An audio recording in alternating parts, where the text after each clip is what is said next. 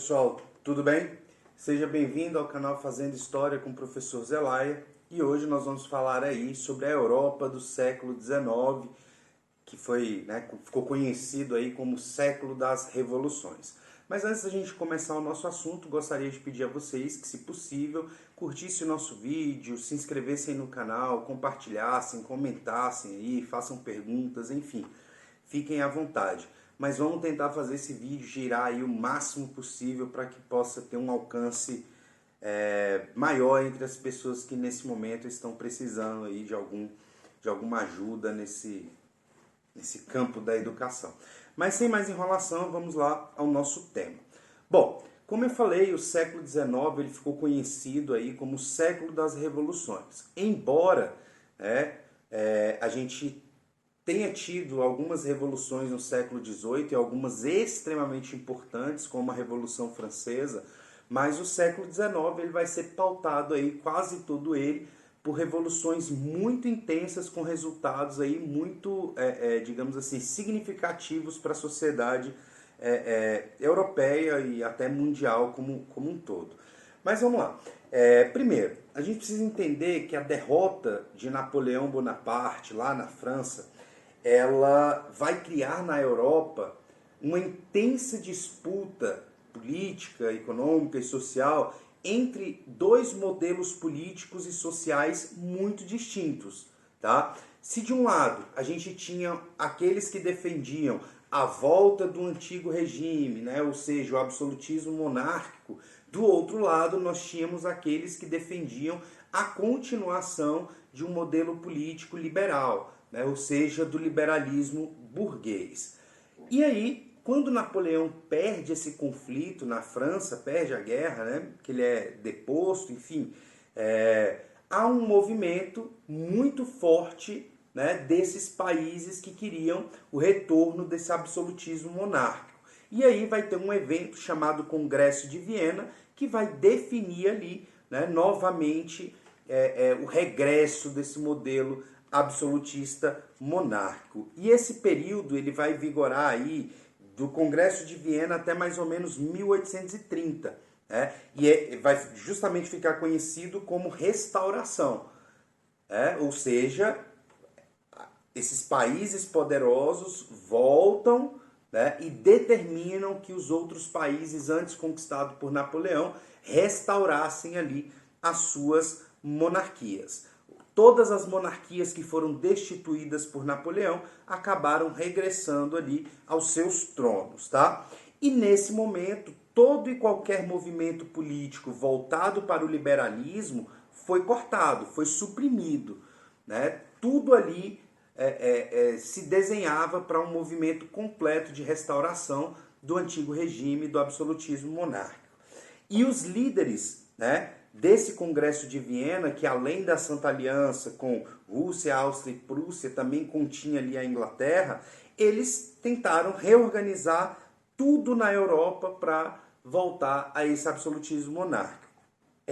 Reorganizaram a política, a economia, a sociedade, as fronteiras geográficas também foram reorganizadas, né? Ou seja, a ideia era que toda a Europa voltasse aos modelos pré-revolucionários, pré-revolução francesa nesse caso, tá? Porém, as ideias liberais, as ideias iluministas lançadas pela Revolução Francesa não tinham mais como ser apagadas, né? Elas não havia mais a possibilidade de apagar esses ideais, até porque a gente sabe que Napoleão difundiu todos esses ideais aí por toda a Europa através do Código Civil Napoleônico, tá?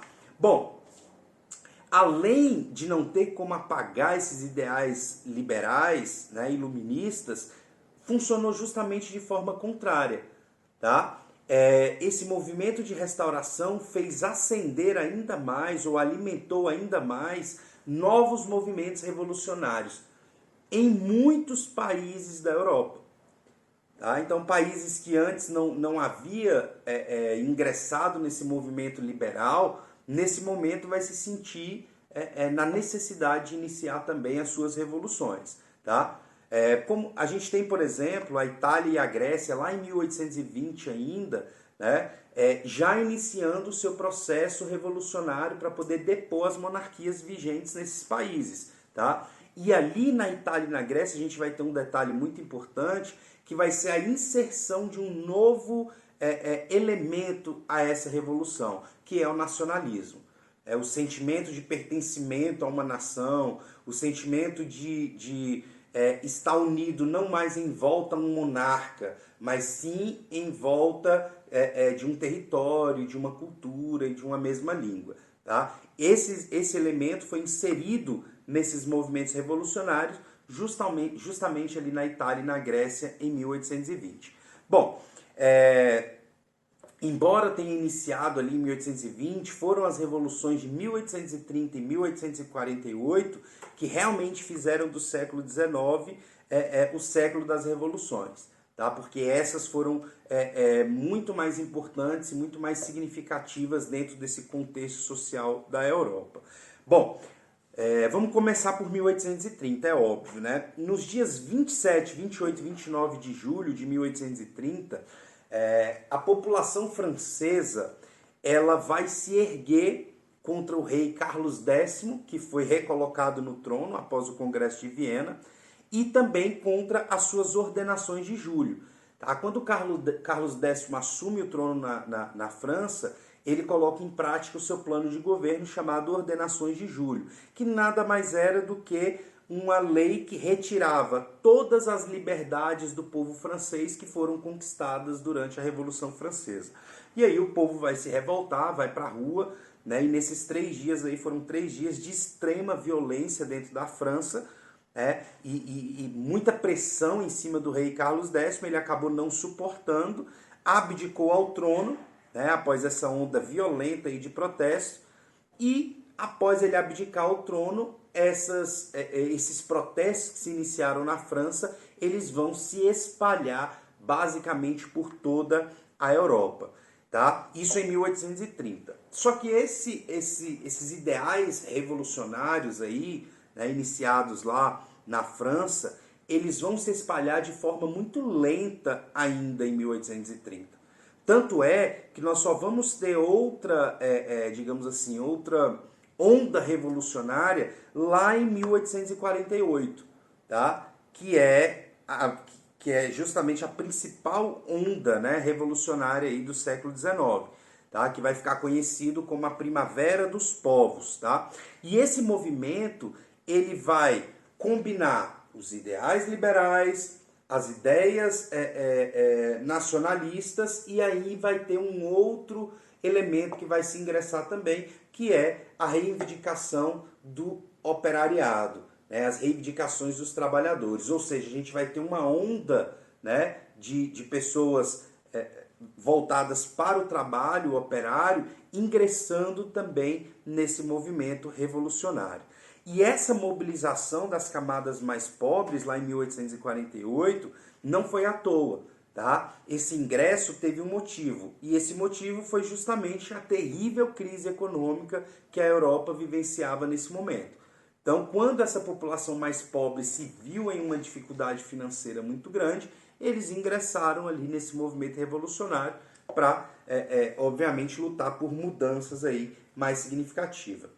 E a Primavera dos Povos, é até legal a gente falar sobre esse nome, né? Que é interessante, porque o nome Primavera dos Povos simboliza o desabrochar dos povos, né? É como se o povo estivesse florescendo ali para os seus direitos e assim vai. Por isso o nome Primavera dos Povos. Esse movimento ele vai se espalhar rapidamente por toda a Europa, diferente daquela onda revolucionária de 1830, tá? Que foi de uma forma mais lenta. O de 1848 não, ele vai tomar toda a Europa de uma forma muito rápida.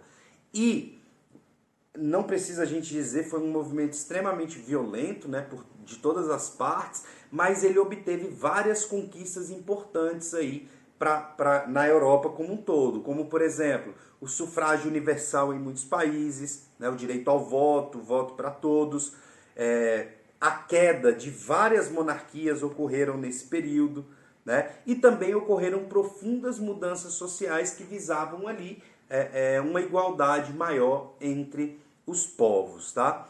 Bom, mas foi justamente nesse cenário todo aí que essa ideia de nacionalismo, né, que a gente falou antes, ela vai iniciar. Ela vai começar a ser construída em torno dessa ideia de um território habitado por uma comunidade que dividia a mesma língua e o mesmo passado, né? A ideia de nação, a ideia de união, na verdade, desculpa, que antes estava relacionada somente à figura do monarca, do rei, agora ela vai se expandir. Essa ideia de união, ela vai estar relacionada muito mais ao ambiente que é habitado, à língua que se é falada e principalmente os traços culturais que são divididos por essas mesmas pessoas, tá? E é importante salientar isso porque essa ideia de nacionalismo ela vai ser muito importante para os eventos que vão vir um pouco mais à frente, tá? Que a gente vai ver futuramente. Mas é óbvio que cada país europeu, né, não seguia um ritual, não seguia um manualzinho de como fazer a revolução. Cada país trilhou o caminho próprio nessa transição de um Estado vinculado ao monarca para esse novo modelo que se desenhava. Ok? Mas é indiscutível falar que a arte e a cultura elas tiveram um papel fundamental nesse processo. Tá? E foi justamente nesse sentido que a gente vai ter um movimento artístico chamado romantismo, que vai se iniciar no século XIX e vai ter um amplo papel dentro desses processos revolucionários. Tá? Por quê? Porque o romantismo ele foi um movimento sociocultural que captou e reproduziu todas essas tensões que se abatiam sobre a Europa revolucionária. Então, através da arte, né, quando os artistas ali expressavam, né, em suas obras a exaltação da liberdade contra a opressão do antigo regime, essas obras elas passaram a circular muito na Europa. Tanto obras plásticas quanto literárias, enfim, vários tipos aí foram produzidos nesse período. E essas informações acabaram se disseminando muito rápido dentro da Europa. Então o movimento romantista, o romantismo, ele foi essencial para essa onda revolucionária do século XIX, tá? Porque ele fez com que esses ideais revolucionários, esses ideais nacionalistas da primavera dos povos se espalhassem rapidamente por toda a Europa. E as consequências disso a gente vai ver nas nossas próximas aulas, tudo bem? É isso, pessoal, a gente vai ficando por aqui, espero que vocês tenham gostado aí da nossa aula de hoje. Tenham um bom dia, uma boa tarde, uma boa noite, até a próxima. Tchau, tchau!